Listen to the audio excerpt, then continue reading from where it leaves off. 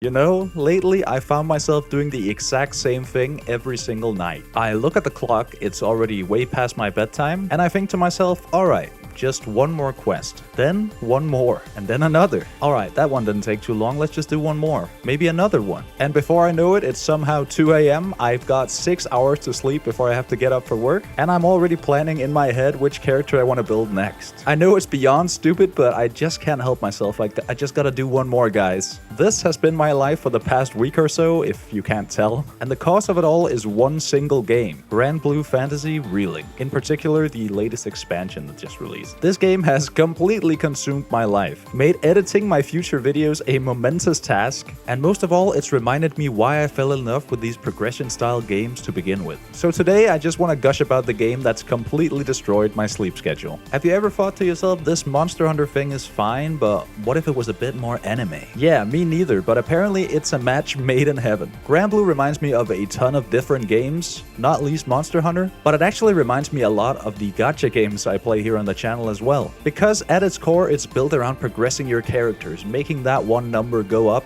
as you take on tougher and tougher opponents and try to keep pushing yourself to the absolute limit. And to do that, you have so many options. You've got different weapons for each character, all of which you want to improve and level up, by the way, if you want to take full advantage of the passives they give. You have sigils that boost a particular part of a character's kit that you can customize to your liking and you can just go nuts with. You have a billion different sigils, both offensive, defensive, and some special ones as well. And of course, you have the traditional RPG leveling system with a level cap at 100, but reaching that cap is just a tiny part of the overall experience. It's nuts, guys. And that's just in the base game. Recently, the expansion Endless Ragnarok released, which is the reason why I started to play this game again. I did actually play it around a year or so ago, where I liked it, sure, but I didn't get as hopelessly addicted as I am now. The expansion adds a ton of new enemies to fight, summons you can equip on your characters that also have like special sigils on them, by the way, that you want to watch out for. Master traits which add yet another layer on top of all the other systems. And there's stuff in here that can fundamentally alter the way you play your character, giving you a ton of variety and freedom of choice compared to only having one viable playstyle really in the base game. And then of course it all leads to this, the power level of each character. That's the one you want to increase as far as you can possibly go. And watching that number go up is oh so satisfying. I cannot even tell you how much I love it. But of course progression would be nothing without the excellent combat of the game. Granblue is an RPG with all these RPG systems that you have to improve, but it has one of the best action combat systems I've ever played in any video game.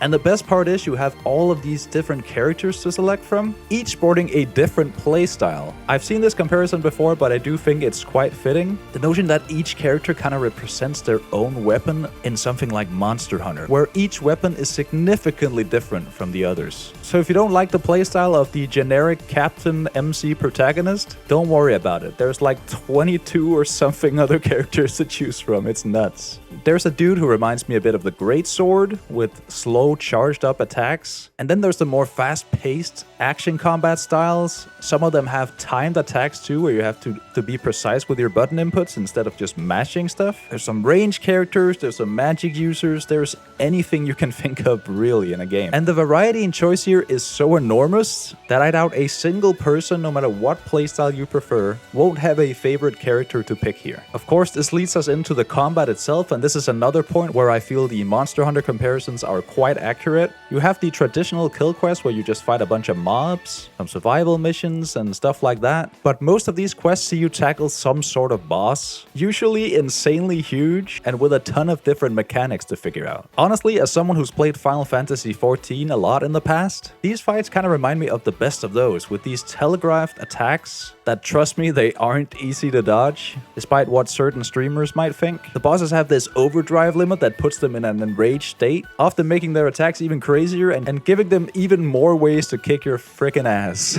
You go in to fight these guys with a party of 4, and I will say, even though you can probably feel my enthusiasm for this game, there's certainly some of it that I wish was a bit different, and the party of 4 is actually one of them. If you play with 3 friends, you can pretty much focus on just building one character, which, as I talked about earlier, is already a massive task. But if you like to play solo, and you totally can play this game entirely solo, you also need to build a party of 4 party members. That means trying to put together a well-balanced party, offering some strategy, but it also means building all of these characters from scratch, effectively quadrupling the time it will take you to be fully combat ready. Luckily, this is where Endless Ragnarok fixed a ton of the grind already by introducing this roguelite mode called the Conflux. This mode is pretty similar to the roguelite modes found in certain gacha games. I would say it reminds me a ton of something I've seen in Wuthering Waves, for instance, where you go for a series of battles or rooms, with each room giving you a choice of different random auras or perks, which you can pick from. You can even re-roll them later if you want, and all of these help strengthen your run in the Conflux itself. But the best part of this is that at the end you get a choice of rewards, allowing you to pick a reward for the exact thing you need. And usually the reward isn't just one thing that you need, it's usually a massive ensemble of materials you might need now,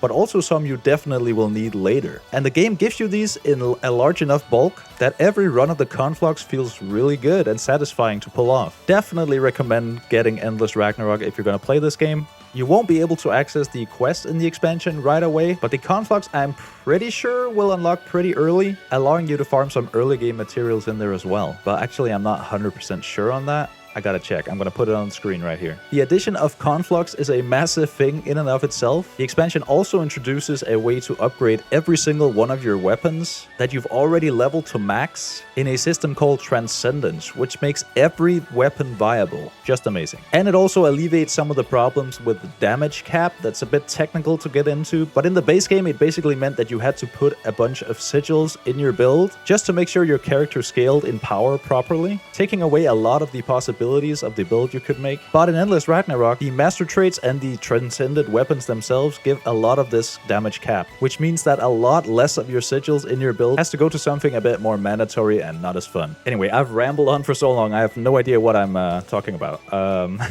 Alright, that's enough about all the different systems you'll find in the game. You might be asking yourself, why would this game keep me up at night? And it's simply because the hook is always there for your character. Every time you come back from a quest, you look at your build, your weapon, your sigils or something, you see that you need an upgrade of some kind, you see the material you need to get that upgrade, then you head out and farm it, then you get the material and you purchase the upgrade, then there's another thing that you probably forgot about. Then you realize, oh damn, I actually gotta level my sigil as well. Oh, I'll just jump into the Conflux real quick and I can get that done in like 20 minutes, right? After that, you leveled up your sigil and you're like, oh, maybe I should give this new character a try. I just got a crewmate card after all. That's what the unlocks are called, by the way. Then you unlock that character, find out that you absolutely love that character's playstyle, and decide that you need to now level this character all the way to the point that your main is already. Which, even though it is faster in Endless Ragnarok, it does take time. And every time you start a new character, there's just so much stuff you can work on. It's crazy. Other than that, the quest itself might have been really cool and you were like, oh shit, that was really fun. And I felt pretty strong that fight. Let me just try the next one. And then the next one and the next one happens and you just keep going until you have bags under your eyes. It's honestly amazing and I haven't felt this hooked to a video game in a long time. It's made me absolutely push through my 1 hour of YouTube every day so I could just go back to this game and play the shit out of it instead of getting sleep. I know, it's bad.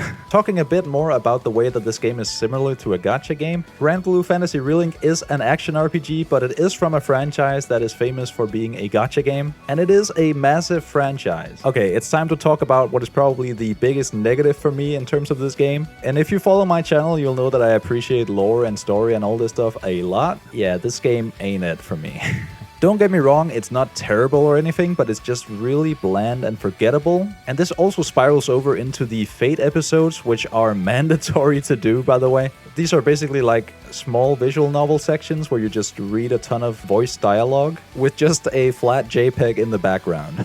For the most part, at least. There are a few missions as well. But even though I didn't personally connect with the story a lot, I do connect with the characters. And the funny thing is, it isn't through the narrative or anything like that. It's simply from playing them, you get a feel for the character as they spout their voice lines and do their animations. You pick the ones you like and you stick with them because they're simply just cool, like this guy here, Sandalphon, that I'm playing. It's totally different from my usual sort of game, I gotta admit, but it's just insanely good. And it's really satisfying to put together a party of 4 of your favorite characters, letting them them work together and letting them activate the ultimate attack Skybound art in this massive explosion of damage numbers. It's oh so satisfying. In the footage, you might have seen me running around, but don't get me wrong, this is not an open world game of any kind. There are 2 hub areas, I would call them, and then the mission areas themselves, which are pretty small, usually just a boss arena. So don't expect this to be another open world RPG kind of game. But yeah, that's Granblue Fantasy Relink, guys. I would heavily encourage you to give it a try. You don't even have to buy the expansion, just try out the base game. This game is criminally underrated and underplayed, and I really want to change that in some way if we can. I think if you're a mainstay on this channel and you like gacha games, this might just tickle your itch when you're done with the daily grind in Genshin or Wuba or whatever you're playing, as the progression here just doesn't stop. You can just keep on going, which is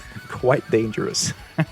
If you're interested, please give this game a try and let me know down in the comments if you've already played it and what you think about it. I hope you enjoyed this massive ramble and thank you so much for watching. I'll see you for the next one.